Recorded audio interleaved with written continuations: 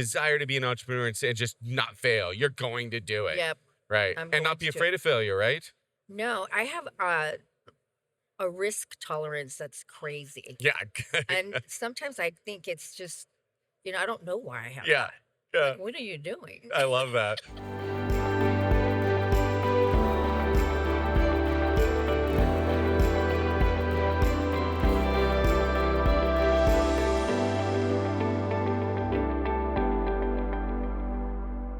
This is the Growth Game Podcast Live. We're having a great time here in Miami, and we're really looking forward to a nice conversation with Gwen Gordon. Hello. Thank you for Gwen, it's inviting so nice me. to have you. You've been in the business for a long time. You've had multiple companies. You are what people look up to in the staffing industry, and I mean that wholeheartedly. Thank you. Yeah, Thank people you. want to be you. I've talked to so many people like, Gwen's got such a great business. So I'm so happy to have you on the show, Thank The you. Growth Game. Thank you for taking the time. Thank you for inviting me. Yeah, it's great. So Gwen, talk to me. How did you get into staffing? This is how I always start the show. Okay. What made you go into the staffing business? Okay, so I was in my 20s. Okay. And I worked in the food industry. Okay. And I just was burnt out. Sure. Connected with a friend that was Yeah. working in staffing, thought to give it a try. Right. Worked there for 7 years. It was the United Personnel. Okay. Do you remember I that do company? remember it. Yes. Yeah. So unfortunately, he passed away. Right. I do remember that. His name was Phil Bratsmith. And Okay. He passed away, and his wife took over. Yeah. And then she sold the company. Oh, And okay. I knew You're done. I'm not working for it was Yeah. huge, like a Yeah. national company. I Right. think it was a Mike Willis's company or something. Yeah. So anyway, I went out on my own. Yeah. I had a partner. Okay. And, I had already been in it for 7 years, so I knew what I was doing. Right. And I had a lot of clients that I couldn't have with that company because Sure. they were very high end. Yeah. And not saying that my clients were low end, Yeah. but it was a whole new world for me. Right. You Opening- kind of just open up a bigger market. Yes, I did. How and it was fun is that? How Yeah, and- exciting. That's how I got into it. And I've been in it since 1994. Awesome. It's a long time. That's great. Well, I've been I started my first staffing company in the mid 90s as well. I Oh, you came from did? a long my father had a specialty staffing Oh. company and I started mine about that time, so we've been in it almost about the same time. Yes. And look at us. I know, here we are all these years later. Sometimes I think, what am I doing? Yeah, but you know what? It's fun. I think you are somebody who is constantly mentoring people. I see that all the time. You help lift people up all the time in this business, and I really appreciate that about I you. try to. Yeah. I try That's- to be a connection Right. for Pass it others. down, right? Yeah, pass And it that's kind of where I'm down. at in my career too. You want to pass down these fun things we've learned that really has changed our lives for the Right. better and can change other people's lives for the better. Yeah, and there's so many people here that we know because we've been here for 30 That's right. years. I mean, Exactly. some of them aren't here anymore. But I know. Here we are. There's We're all these still young making kids. it. Yeah, I know. It's kind of fun. Yeah, It's kind of it fun is. getting to this place in Yeah. our career. Right. So talk to me about that. Many of my audience work for other bigger companies, right? Okay. So that's an interesting thing is that we see people enter this business fairly regularly, as we know. Mhm. You said that you worked for somebody else and then you made a decision. You were kind of pushed to make a decision to go on your own. But Correct. maybe what are the couple of things, one or two things that you think that you acknowledged in your mind or you said, listen, I'm ready for it because I'm ready to do my own staffing agency because. So was there anything specific that you felt Yes. you had achieved or understood?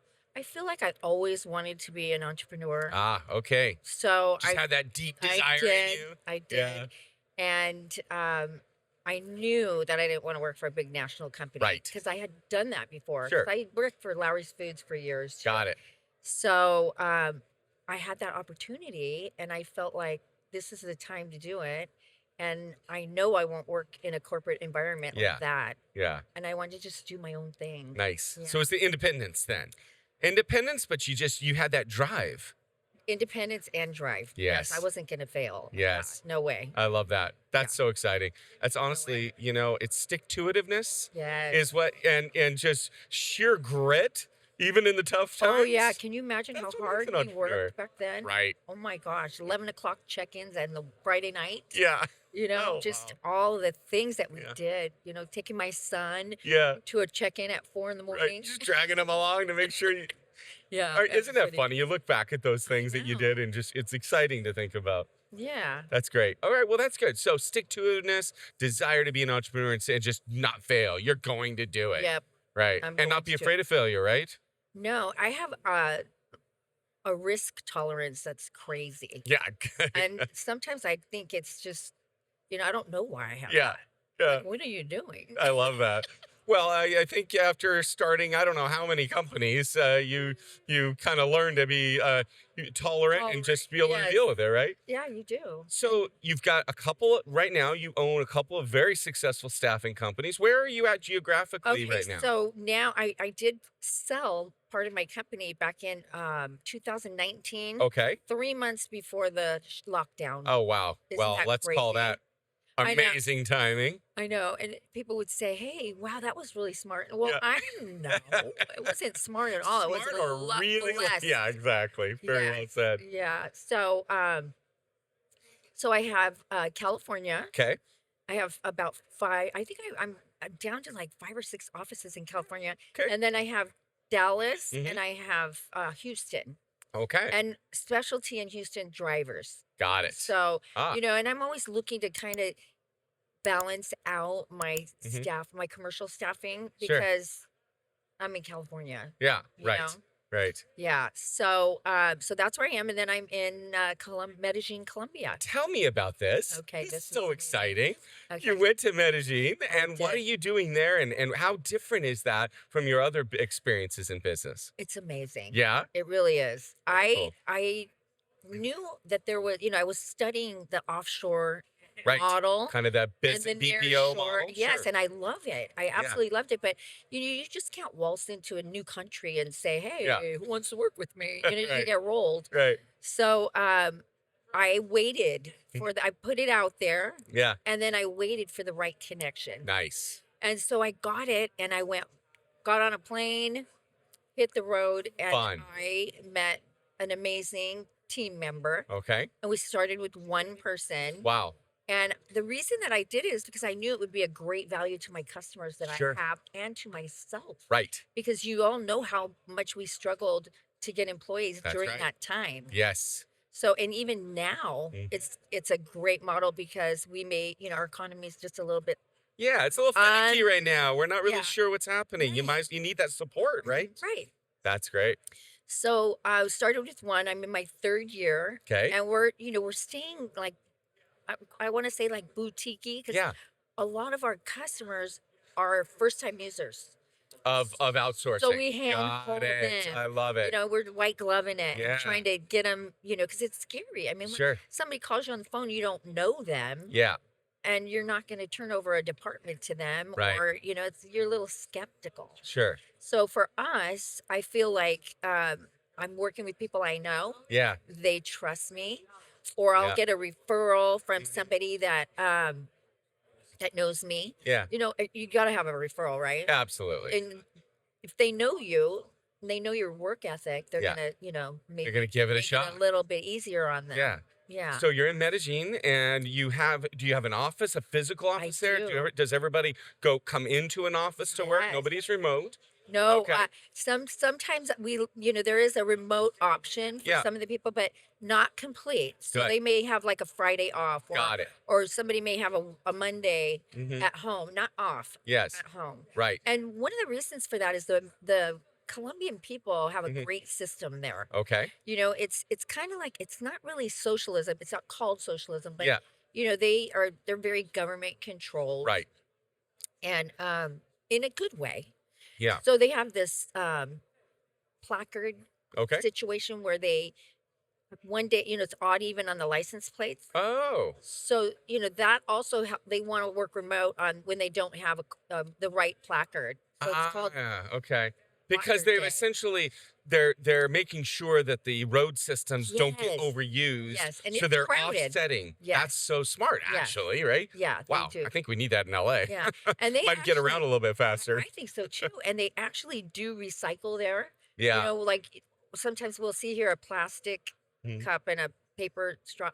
They Yeah. really do. They They do it. really They do it. recycle. Yeah. There, I love the Colombian people, and I have some very good friends that are from Colombia, and Yeah. I haven't been to Medellin yet, but I'm looking forward to it. You say Come it's a with beautiful me. city. You were just there, right? Yes, you can come with Well, me. I would love to. I mean, you won't believe the people. They're productive, they're professional, Yeah. they're English, English is Spanish. great. English is great. Nice. I mean, there's some, if you have a customer that is all Spanish speaking, then, Yeah.